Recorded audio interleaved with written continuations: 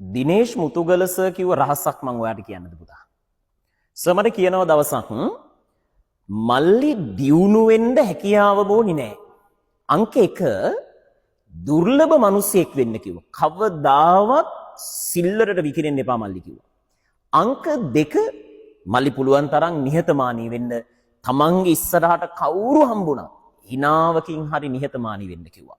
අංක 3 තමයි හැකියාව. එක දුර්ලභ වෙලා දෙක නිහතමානී වෙලා ඔයා හැකියාව ප්‍රයෝජනෙට ගත්තොත් මල්ලි ඔයා දියුණු වෙන එක කවදාවත් කාටවත් නතර කරන්න බෑ කිව්වා. මට ඕක මතක් වුණේ ඔය මුතුගල සර්ගේ සූර්යා කියන ෆිල්ම් එක බලන්න ගිය වෙලාවක මට කිව්ව දෙයක් ඕක. දැන් ළඟදී හැමෝටම සූර්යා ෆිල්ම් එක බලන්න පුළුවන්. පුතා මං දැකපු දැවැන්තම වියදමක් කරලා හදපු next level ෆිල්ම් එකක් සූර්යා කියන්නේ. පුළුවන් නම් ගිහලා බලන්න. අපි ඔය TikTok Facebook පාවිච්චි කරන විදිහ දකින්න විදිහ වෙනස් කරගන්න පුළුවන් ඔයාට ෆිල්ම් එක බැලුවට පස්සේ. තනියම නෙමෙයි.